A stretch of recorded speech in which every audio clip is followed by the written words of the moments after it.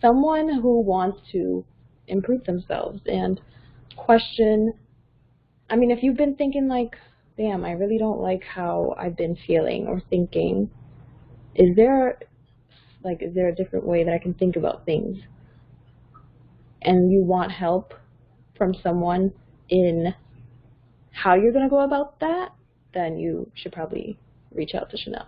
Because it's like, yeah, you can go on YouTube and listen to all these different, like, philosophy, which is what I used to do. I'd be like, go on YouTube and let me see, how can I try to think about this differently? And it's different when you're actually speaking to someone, and it also feels like you're on this path with someone who actually wants to see you do better. It's not just like, I mean, this is something that I kind of don't like about therapy. I mean, not so much with my therapist now, but my therapist before, it's like, all right, time's up, see you next week. And it's like, but what did we actually get to? So, they will stop you. Yeah, so dang. for anyone that really wants to kind of make progress on their internal self, do some of the deep work within yourself and explore some of the things that you might not even think were an issue. And I mean, you might even talk about things that you didn't even think you were going to talk about, but it might come up just because of what you're feeling that day. So yeah, that happens a lot. Like that question of what do you want to work on? Sometimes it's like, and then we always find something. Yeah, I love that question. I think for me, of course, the easy answer is everybody, but no, because not everyone's ready to actually do the work. I would definitely agree with what you said, Cindy, but I also feel like it's for people who have this idea of who they want to be in their head, but they have no idea how to get there. And they're essentially stuck. They know who they want to be. They know what they need to do to get it, but they just don't really know how to apply it and make it reality. Because that's the category I fell under. People who have tried therapy and it wasn't fully satisfying to them and they didn't really understand why, I would suggest coaching. Because maybe you do need someone to talk to, but you need the conversation to be a little bit different than what it was in therapy, you know. Those were the top two that came to my head off rip, but I will also say women.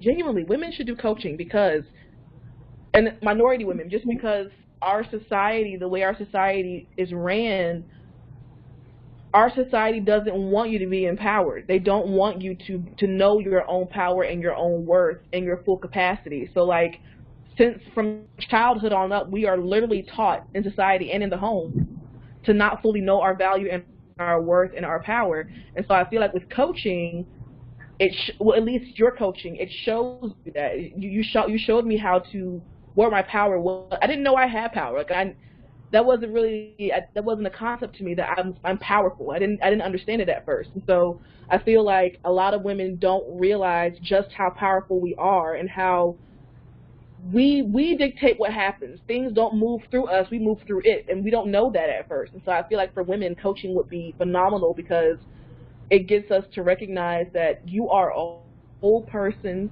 you take up space. We're not taught these things, you know.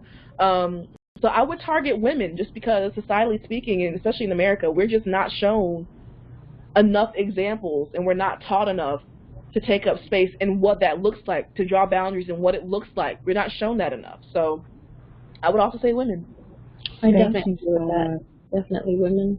Thank you so much. Yeah, that makes so much sense. And it's funny because I think that resonates with Cindy too, because we talked a lot about power in coaching and like even what the discomfort with the label of being powerful, right? And what being powerful even meant growing up. Like, so what does it mean for me today to feel powerful? And then I think one other thing that I can point out about coaching is sometimes we'll bring up a concept or an idea like being powerful, and it might not feel right that first time we talk about it, you know? So we'll inch our way back into it if that's the thing that we ultimately want, but just have like some blocks or some walls or even like real life obstacles in front of us stopping us from being able to get there. So wow, I mean, I cannot thank you two enough. Like, I am bursting and beaming just hearing that there was a positive impact. Thank you two so much for doing this, for helping me out to advertise M4H, Power Coaching, Coach Chanel, like all my different brands all in one house. I am so grateful for you two as clients, and I will make sure to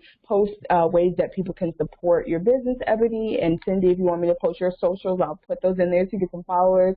And also hopefully some MBA contacts if you want, anybody in biotech. And so if you guys, you guys have any other last comments or thoughts or anything you want to plug for yourself? I would just say that you have got to get coaching from Chanel, period. Like, if you're looking to access a different part of who you are and you're looking to really tap into your potential and what you know you can be, get coaching from Chanel. She's going to tap into it. It's uncomfortable at times, but it is definitely worth it. It's worth it. It's worth it. So that's what I would say. Yeah, I would definitely agree also. I mean, it's going to be uncomfortable because you're